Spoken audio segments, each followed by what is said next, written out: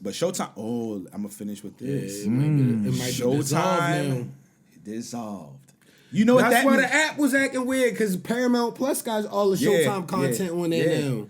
Oh, so they transitioning. I don't know. You know what's happening. That might be the reason we've been getting a lot of big fights this year. They've been trying to recruit some of that money finally. I told y'all, PBC fighters, man.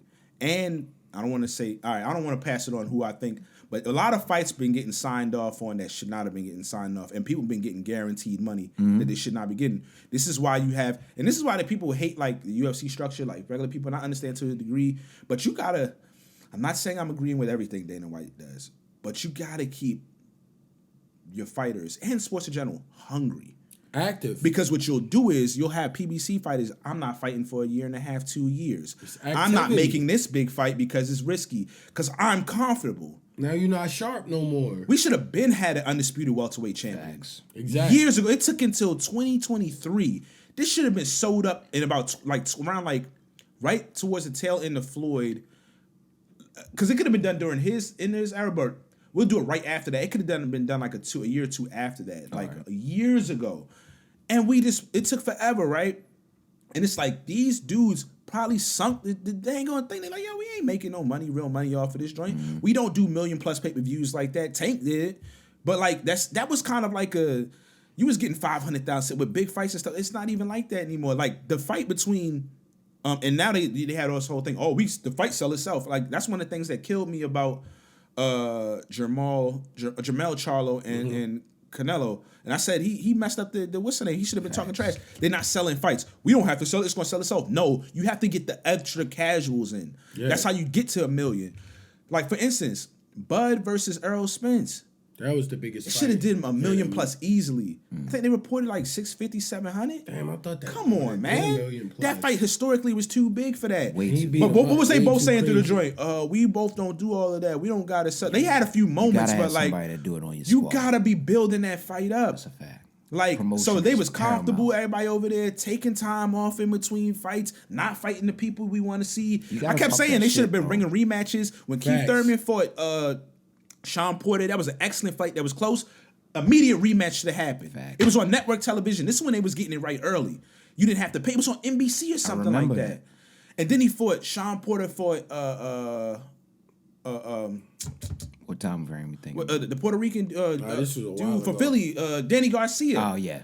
Excellent close fight. Yeah. We didn't get a rematch to that fight. What? Danny Garcia fights Keith Thurman. Another really close fight. We never got a rematch to that fight. That was like 2015. Come on. What are we talking about here, yo? And Danny Garcia lost to Keith Thurman. Right. I remember that fight. How you think networks are going to keep, like, HBO went out of, y'all didn't watch what happened at HBO? Right. That should have been the Exactly. And I'm bringing that all around to say this. We're going to have to start getting big fights. People aren't going to be able to hide under large networks like that. Need that bread. They're going to be on apps and all this type of stuff. You're going to have to fight. I like it. So in a roundabout way, the people who was able to get in where they fit in the Sean Porters and retire relatively early and all of that, they was able to. But everybody else, that's why we're going to get them fights that we want. We're going to get them. I'm ready for them. There might be 1 or 2 that slip through the crack, but it ain't going to be like 3, 4, or 5. A bunch of these joints that we've seen slip. Or we never got a rematch, or we never got a trilogy.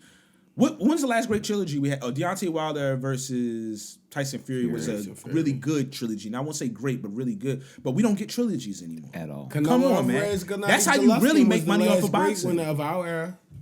Who? Canelo Alvarez, Gennady Golovkin. Yeah, okay. Yeah, that was the best one of our our era. Our adult era. Yeah. You feel me? When we was grown men. Yeah, by the time they got to the third fight, but the third fight is always you never know what you're going to get. It's, if them first 2 fights is fantastic, you'll take this to okay or a solid fight. Facts. You'll be like, cool. So, yeah, but think about it. We naming 2, like, what? Yeah. Come on, dog. That was a thing. We was getting niggas could fight. We was getting trilogies from dudes that wasn't even big names, big champions. It was like versus Ruiz type shit. Like it just be random names. You was getting Mickey Ward like versus Gotti. Yes. Come on, man. Third time. Mickey Ward wasn't never a champion, yo. But them fights were so excellent. We had to get another. one. Corrales. Diego Corrales versus that nigga keep jabbing. Castillo. I don't remember if that was that a trilogy. Either way, they fought at least twice. I can't remember right now. if they fought the third one. But regardless, that happened again, and excellent. I mean, we can go down the line. It's like y'all got come on, but yeah, y'all might have put yourself. We've been getting the fights. We gonna keep getting the fights happening, fellas. Yeah, I'm boxing. hyped. Thank you, yo.